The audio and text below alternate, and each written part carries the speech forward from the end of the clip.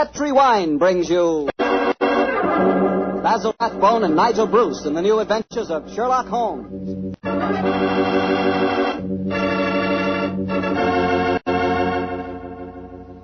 The Petri family, the family that took time to bring you good wine, invite you to listen to Dr. Watson tell us another exciting adventure he shared with his old friend, that master detective, Sherlock Holmes. And as for me, well, I'd like to talk about those few minutes you have while you're waiting for dinner every evening. That's the perfect time for a glass of Petri California Sherry. Petri Sherry is the best beginning a good meal ever had. You really feel like you're enjoying the good things of life when you take time for a glass of Petri Sherry. Hold that glass of sherry to the light. Look at it. It's a beautiful dark amber. Yes, and Petri Sherry is clear and fragrant, the way a good wine should be. Now taste it. You've got something. That Petri Sherry has a real heart-of-the-grape flavor. Oh, and look, if you like sherry dry, not sweet, Petri makes a fine dry sherry. It's called Petri Pale Dry. And if you don't know yet which you prefer, the regular sherry or the dry, why not try both? Don't buy one, buy two. But just be sure you always buy Petri.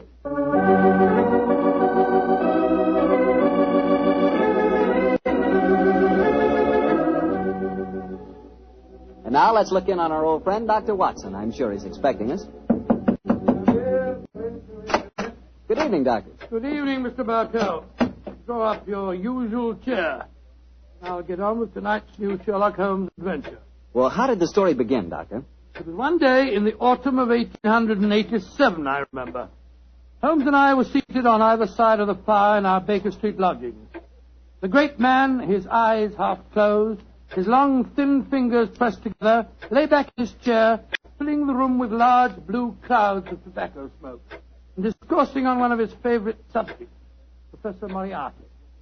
I can almost hear him now, Mr. Bartell, as he said... Napoleon of crime, Watson, is the organizer of half that is evil and nearly all that is undetected in this great metropolis. Oh, surely that's an exaggeration, No, it Holmes. isn't, my dear fellow. He has a brain of the first order, and his agents are numerous and splendidly organized. He himself sits motionless like a spider in the center of his web. But that web has 1,000 radiations, and he knows every quiver of each one of them. It's fortunate for me that there's only one Moriarty. If every criminal were equally astute, I'd be in bankruptcy within the year. I don't think you need to worry about bankruptcy, Holmes. As I came in just now, I picked these letters up from the whole table and slipped them into my pocket. Here you are. Oh, thanks, old chap. They didn't look like bills to me. I observed the crest of the Duke of Carlisle on the top envelope. Oh, dear me. 500 guineas. His Grace is extremely generous in his evaluation of my services. I don't agree. After all, you did save him from a shocking scandal. Oh, listen to this, Watson. I seen you yesterday when you come to the cricket match. You wasn't watching the cricket. If you value your life, keep your filthy long nose to yourself. And it's signed Joe the Butcher. Long nose. Who on earth was Joe the Butcher? A minor criminal that I was instrumental in sending to prison for a short term. He flatters himself, though. I was watching the cricket. No idea that Joe was back in practice again. I must keep an eye on him. Hello. Letter on Carlton Hotel stationery. Now, I said, this is interesting. Very interesting. Oh, what's it say, Holmes? Dear Mr. Holmes, I've been informed that you are a man of ability and discretion.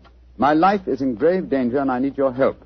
Upon receipt of this letter, come to my hotel at once. I shall be expecting you. And it's signed, Francois Dulac. It's rather peremptory, isn't it? No, please, just come to my hotel at once. Who is this Dulac, anyway? Watson, old fellow. Yeah? We were talking of Moriarty just now. I have a feeling that this letter may lead us to him. Well, what makes you say that? Francois Dulac, the writer of this letter, is recognized in France as the one indisputable authority on the paintings of Jean-Baptiste Greuze. Well, I still don't see the connection with Moriarty. If there is one thing Moriarty loves, more than the dazzling abstractions of mathematics and even more dazzling achievements of crime, it is the paintings of Greuze. The suggested combination of impending danger and a Greuze expert spells Moriarty to me. Get your hat and coat, old fellow. We're off to the Carlton Hotel to see Monsieur Dulac at once. This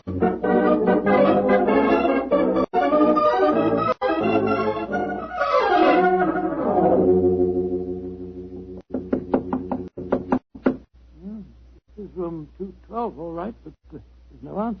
I'll knock again.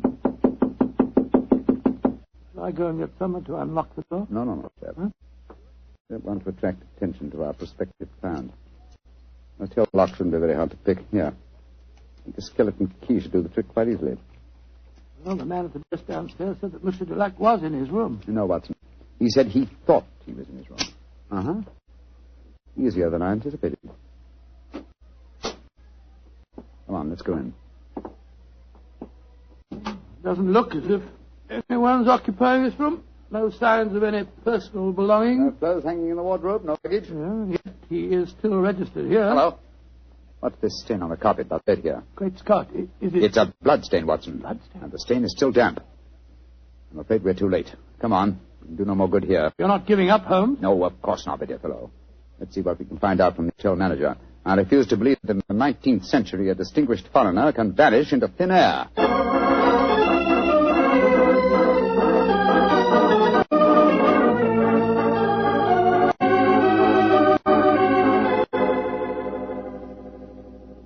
Yes, Monsieur Dulac did have a visitor early on today, Mr. Holmes. Do you remember his name? I think it was Perkins or Parsons, but I'm not sure. Can you describe his appearance?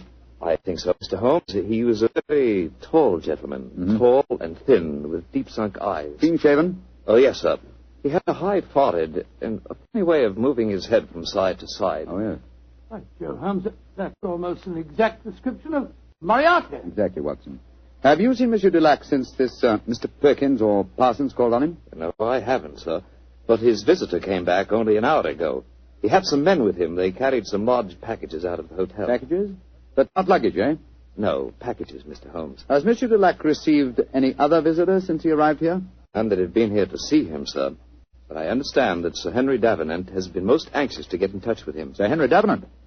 Thank you. I'm extremely obliged to you. Come on, Watson. Always proud to be of service to Mr. Sherlock Holmes. The plot begins here, Watson. What makes you say that, Holmes? Sir Henry Davenant is a millionaire whose art collection is world famous. Year ago, the papers were full of his latest acquisition, the gem of his collection, Jean-Baptiste Greu's painting, Young Girl with a Gazelle. And now it would appear that for some reason Moriarty wishes to prevent a meeting between Sir Harry Davenant and Monsieur Dulac, a Greu's expert. Now, do you see why the plot begins to clear? Very good. What are you going to do? Davenant is said to, there's something of a permit. It won't have anything to do with officials, interviewers, and people like that. But we know that he wishes to consult an expert on the paintings of Jean-Baptiste Greuze. The next move should be obvious, old chap. Gracious me, you mean that you'll impersonate one? Certainly. If a Greuze expert is what he wants, then a Greuze expert is what he's going to get.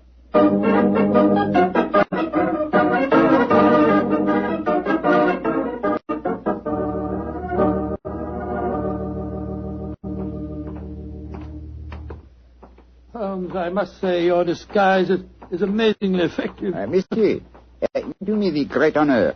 If I appear convincing to the astute Dr. Watson, how can I fail to convince Sir Henry Davenant? Oh, my dear fellow, it's marvelous. Appallingly good. Yeah. Here we are, sir. Sir Henry's house.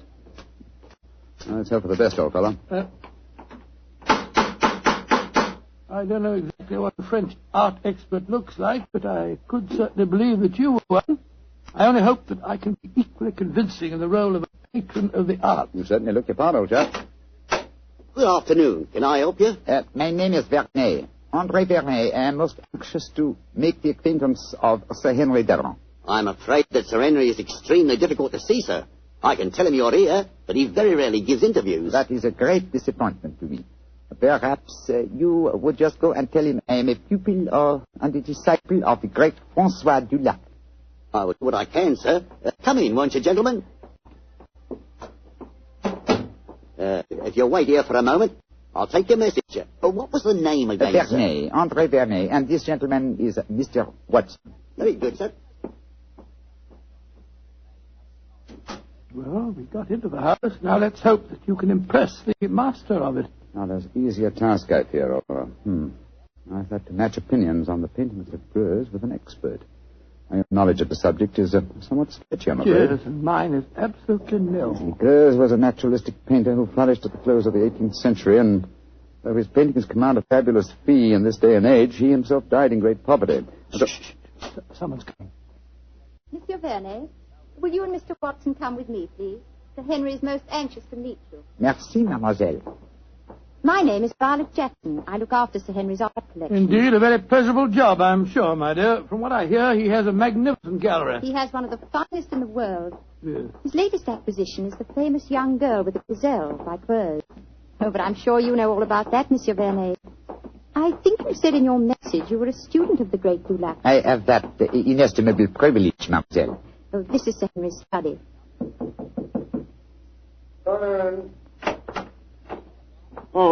Thank you, Violet. You may go. Yes, Sir Henry. You're Vernet, I'm sure, and this is Mr. Watson? That's right, Sir Henry. Mr. Vernet is staying with me. I see. Well, sit down, won't you?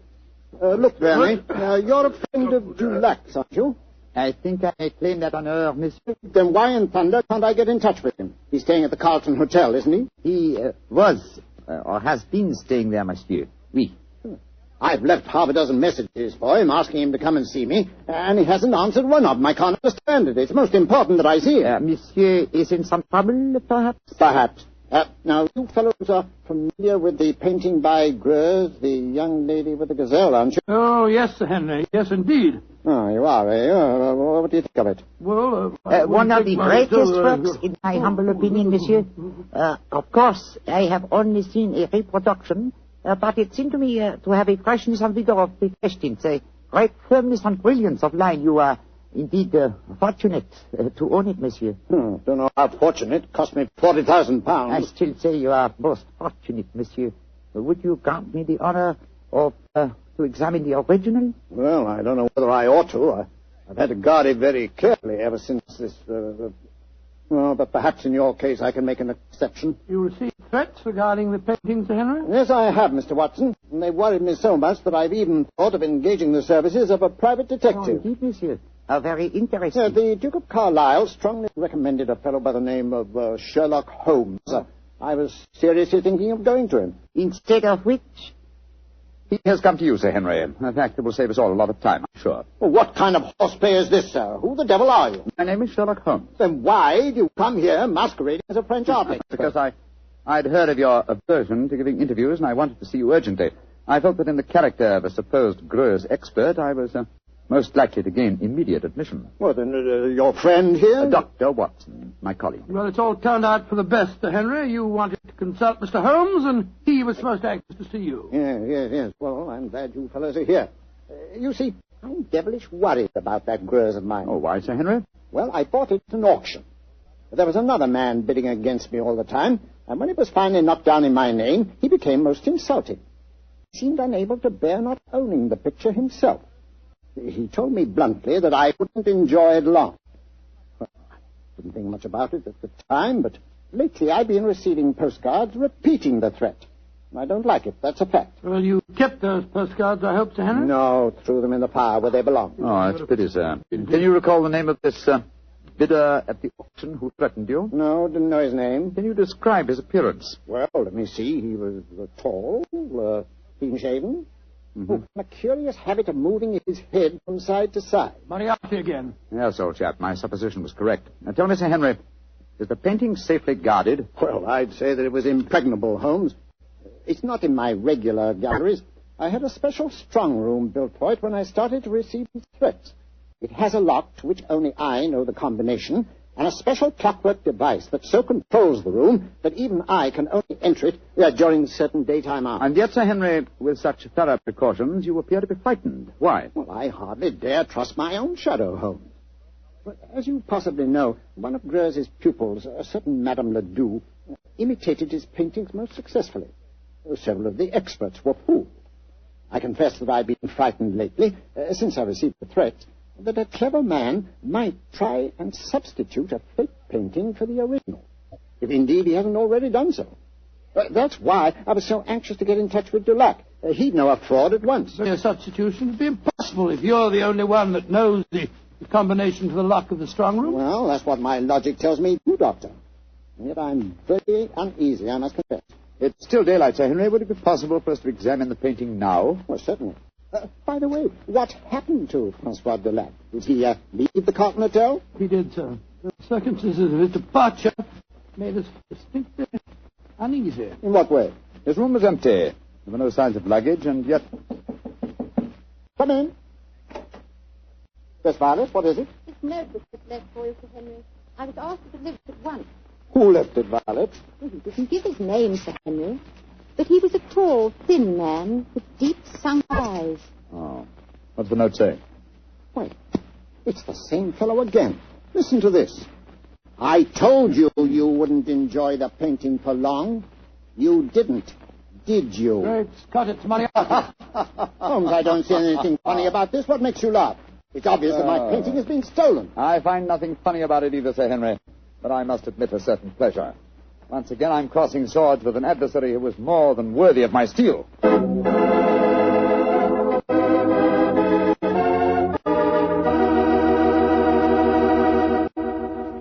You'll hear the rest of Dr. Watson's story in just a second, so I'm just going to remind you that Petri Sherry could really be called the all-round, all-American wine. That's right, Petri California Sherry. Now, the reason I say that is because Petri Sherry is not only a swell before dinner wine, but it's a perfect wine for almost any occasion. When company drops in, serve Petri Sherry. After dinner, when you're just sitting around chatting, Petri Sherry again is just right. Believe me, you couldn't ask for a better all-round wine than Sherry. You couldn't ask for a better tasting Sherry than Petri. Petri Sherry. Well, Dr. Watson, you've kept me on the edge of my chair so far with your story. What happened next? Did Sir Henry Davenant take you to see his famous painting? He did, Mr. Bartell. Together with Miss Violet Jackson, we descended countless flights of stairs. Doors opened where no one expected a door to exist. Finally, after walking down a narrow stone staircase that turned and twisted, we came up against a blank wall. It seemed that we could go no further. But a time clock, a combination of numbers, and a hidden door slid back. We stood in the interior of a small room. A room with no windows and hardly any light. An oil painting stood on an easel before us. It was the incomparable Greuze painting of a young girl with a gazelle. We stood looking at it for a brief moment, and then Sir Henry Davenant said, Heaven, the painting is still safe. Yes, Sir Henry. If it still is the same painting, It looks the same, Mr. Holmes. "Yes, it does to me." the fact remains that only Francois Dulac could tell us if it is the same or a brilliant copy. Yes, and Mr. Dulac has been silenced. So it would seem. Of course, we asked the experts at the British Museum to pass judgment. Yeah, but how could it have been stolen?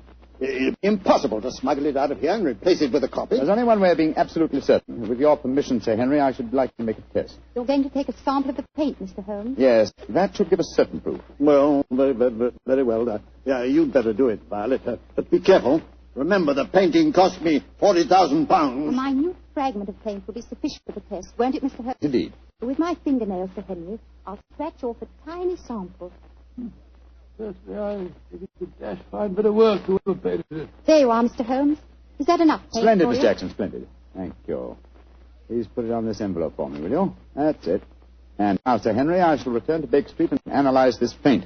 Within an hour, I shall be able to tell you whether the painting is worth £40,000 or a plug farthing.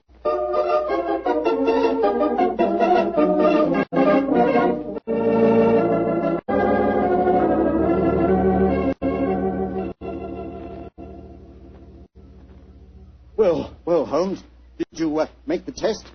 I did, Sir Henry. And? I'm afraid there's no doubt that your painting is a fraud. Oh, fraud. The sample of paint that I examined was manufactured not more than 25 years ago, and Greuze died in 1805. Well, I still say that it's a fine painting, whoever did it. I wouldn't mind having it myself. I agree, Dr. Watson. In fact, I'd be glad to buy it.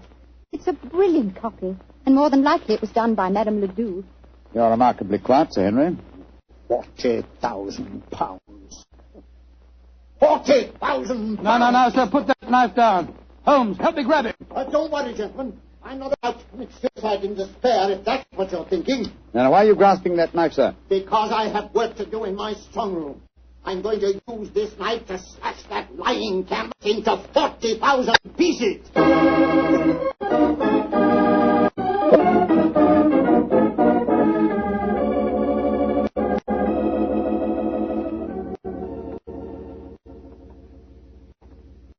Yes, well, I suppose you're right, Violet. It's childish to mutilate this daub. It's a brilliant fraud, Sir Henry. I'd like to have it. I'll buy it from you gladly. Buy it from me? Huh. You can have it. Go and make arrangements to have the wretched thing taken away at once.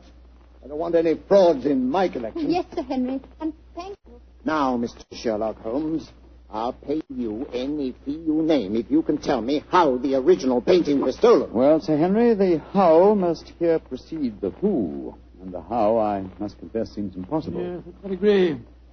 This is the sealed metal room. The only entrance is through the door. That has a combination that only you know, Sir Henry. Perfectly true. It's impossible for anyone to enter this room without my being present. Or I would have sworn it was. Let's examine these walls, Watson. Might be a secret tunnel. Ventilator. No method of entrance here. Huh. Well, you'll find no flaws, I'm sure. This room is built like a giant safe. And the time lock on the door is equally solid. Is the time lock working now? Yes. It started 5 minutes ago when we opened the door. But don't worry. It's perfectly safe with the door open. When the door's closed, it couldn't be reopened again, I take it, Sir Henry. Not until the morning, Doctor, no. I had the lock specially designed. Very ingenious. This presents as pretty a problem as ever I've tackled, Sir Henry. A large painting stolen and a fake one substituted in a sealed room to which only you have access. I must confess the how seems utterly impossible. Remember what you always say, Holmes. Throw out the impossible, and whatever remains, no matter how improbable, must be the possible. Let's consider the who for a moment. Is your butler absolutely reliable? Absolutely. How about Miss Jackson? Oh, completely trustworthy. Brought letters of recommendation from most of the leading art galleries in London. Intelligent, too. And serious-minded. She's made a deep study of mathematics as well as her knowledge of painting. Mathematics? How do you know that, Sir Henry? Well, she had a book with her the other day. I was surprised at the title. Could have been a novel, but no. It was called The Dynamics of an Asteroid. It was inscribed to her by the author. Dynamics asteroid and inscribed to her by the author. Thank heavens for your memories, Henry. That book was written by Professor Moriarty. Violet Jackson must be an accomplice of his. Violet? The door! Someone slammed it shut. Yes, and it's not very hard to guess who that someone is. Oh, but I can't believe that Violet is a Look, criminal. there's a note being pushed under the door. Strike a match, will you, old fellow? Right, you are. What's it say, Holmes? Forgive my unladylike eavesdropping, but with Mr. Sherlock Holmes as near the truth as he is, I'm afraid it would be unwise for me to remain here any longer. On the other hand, you are in no danger of smothering in the strong room, but your imprisonment should delay my pursuit till morning. Violet Jackson. She's escaped us, Holmes. Don't worry, Watson. Miss Jackson's failure to procure the painting for Moriarty will land her in a far worse dilemma than anything we could subject her to. Moriarty has never tolerated failure on the part of his minions. A brilliant plot, old fellow, a brilliant plot. Moriarty is at the zenith of his powers. How fortunate that we were able to foil him. What do you mean, foil him? My painting's been stolen. Your painting, Sir Henry? Oh, no. It's here in this room. What on earth are you talking about, Holmes? You reminded me of my own dictum, Watson. I discarded the impossible. It was impossible that the picture had been stolen, therefore it had not been stolen. You mean that this painting is the original, Grove? Yes, of course, sir. Surely the whole plot is crystal clear now. Just about as clear as porridge to me. Well, then let me explain. The whole episode of Francois Dulac, the note to me, the empty hotel room, and the significant bloodstains and the apparent disappearance of Dulac were all part of Moriarty's plot. The real Dulac never left France. Moriarty created him in England to lure me into the case. Why in thunder should he want to do that, Holmes? Yes. I should think you're the last person he'd want off the scene. Oh, on the contrary, sir. He knew that I'd grab at his bait, the apparent murder of a Greuze expert who would make it seem likely that your painting had a substitute, Sir Henry. He wanted me to test the painting, which I did. I fell into his trap very neatly. The paint, Holmes. You said that it was no more than 20 years old. Yes, my dear fellow, the answer should be obvious. I see it. Violet was his accomplice, had prepared the painting beforehand, and carefully stripped off a piece of modern paint. Exactly, Sir Henry. And Moriarty had assumed, quite correctly as it turned out, that as soon as you thought your painting was a fraud, you'd want to get rid of it. And that girl was going to take it out of this house with your full approval. And, of course, turn it over to Moriarty. What a fantastic scheme. A devilishly clever one, old chap. If it hadn't been for your chance remark about the book on mathematics, Sir Henry, I'm very much afraid the young lady with the Gazelle might even now be on our way out of your house. Holmes, I can't tell you how grateful I am. And I'm going to express that gratitude in a very material manner, I assure you. Thank you, Sir Henry, but I wouldn't dream of accepting a fee for this case. I've been shockingly obtuse. I might easily have let them walk away with your treasure right under our noses. We locked in here for the night, Senator? I'm very much afraid so, Dr. Watson. Oh, I shouldn't be surprised if the butler notices our disappearance and comes looking for us. But he won't be able to open the door. It'll need a professional locksmith to get us out of here. Oh, really? It looks as if we'll spend a very cheerful evening. Don't be gloomy, my dear fellow. Oh, gloomy. You're locked in with one of the loveliest girls in history, and she's genuine at that. Strike another match, old chap, shall we? What? Let's look at her once again.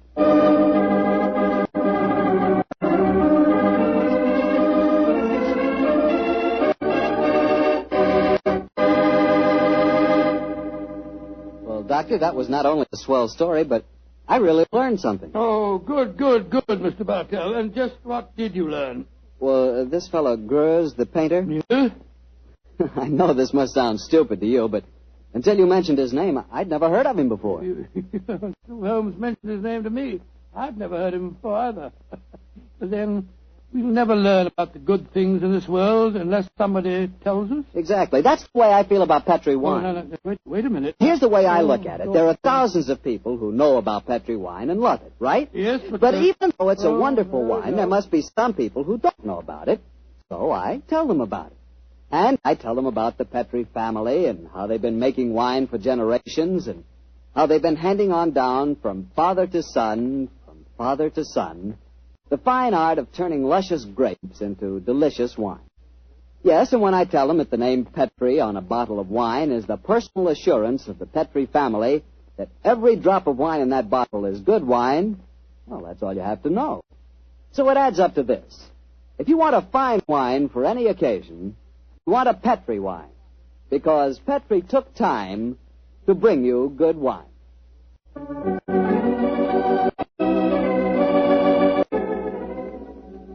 Tonight's Sherlock Holmes adventure was written by Dennis Green and Anthony Boucher and was suggested by an incident in Arthur Conan Doyle's story, The Final Problem.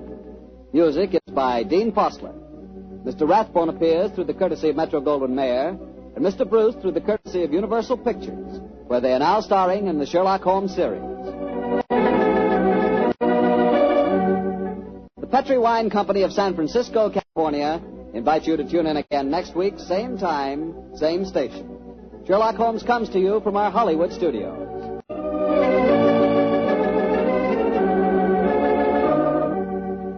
This is Harry Bartell saying goodnight for the Petri family.